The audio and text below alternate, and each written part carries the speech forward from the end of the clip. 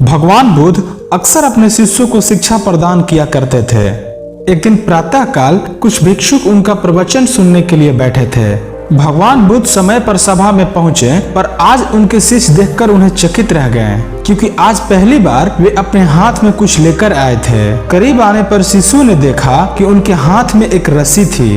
बुद्ध ने आसन ग्रहण किया और बिना किसी से कुछ कहे वे रस्सी में गांठें लगाने लगे। वहां उपस्थित सभी लोग यह देख सोच रहे थे कि अब बुद्ध आगे क्या करेंगे। तभी बुद्ध ने अपने सभी शिष्यों से प्रश्न किया, मैंने इस रस्सी में 3 गांठें लगा दी हैं। अब मैं आपसे ये जानना चाहता हूँ कि यह रस्सी वही है जो गांठ लगने से पूर्व थी। एक शिष्य ने उत्तर में कहा, गुरुजी, इसका उत्तर देना थोड़ा कठिन है। ये वास्तव में हमारे देखने के तरीके पर निर्भर करता है। एक दृष्टिकोण से देखें तो रस्सी वही है, इसमें कोई बदलाव नहीं आया है, और वहीं दूसरी तरफ से देखें तो अब इसमें 3 गांठें लगी हुई हैं जो पहले नहीं थी, अतः इसे बदला हुआ कहा जा सकता है। पर यह बात भी ध्यान देने वाली है कि बाहर से देखने में भले ही बदली हुई प्रतीत हो, पर अंदर से तो ये वही है जो पहले थी। इसका बुनियादी स्वरूप अपरिवर्तित है। बुद्ध ने कहा, सत्य है। अब मैं इन गांठों को खोल देता हूँ।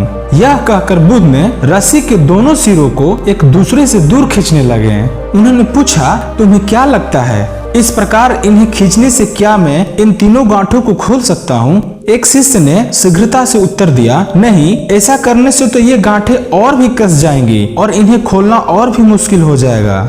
तब बुद्ध ने कहा, ठीक है, अब एक आखिरी प्रश्न, बताओ इन गांठों को खोलने के लिए हमें क्या करना चाहिए? शिष्य ने बोला, इसके लिए हमें इन गांठों को गौर से देखना होगा ताकि हम जान सकें कि इन्हें कैसे लगाया गया था, और फिर हम इन्हें खोलने का प्रयास कर सकते हैं।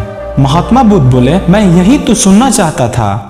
मूल प्रश्न यही है कि जिस समस्या में तुम फंसे हो, वास्तव में उसका कारण क्या है? बिना कारण जाने निवारण असंभव है। मैं देखता हूँ कि अधिकतर लोग बिना कारण जाने ही निवारण करना चाहते हैं। कोई मुझसे ये नहीं पूछता कि मुझे क्रोध क्यों आता है। लोग पूछते हैं कि मैं अपने क्रोध को कैसे शांत कर सकता हूँ। कोई यह प्रश्न नहीं करता कि मेरे अंदर अहंकार का बीज कहाँ से आया है। बस लोग पूछते हैं कि मैं अपना अहंकार खत्म कैसे करूँ। प्रिय शिष्यों, जिस प्रकार रस्सी में गांठ लग जाने पर भी उसका बुनियादी स्वरूप नहीं बदलता, उसी प्रकार मनुष्य में भी कुछ विकार आ जाने से भी अच्छाई का बीज खत्म नहीं होता है। जैसे हम रस्सी की गांठें खोल सकते हैं, वैसे ही हम मनुष्य की समस्याएं भी हल कर सकते हैं। इस बात को समझो कि जीवन है तो समस्या भी होगी, और समस्या है तो उसका समाधान भी अवश्य होगा। आवश्यकता सिर्फ इस बात की है कि हम किसी भी समस्या के कारण को अच्छी तरह से लें, निवारण स्वतः प्राप्त हो जाएगा।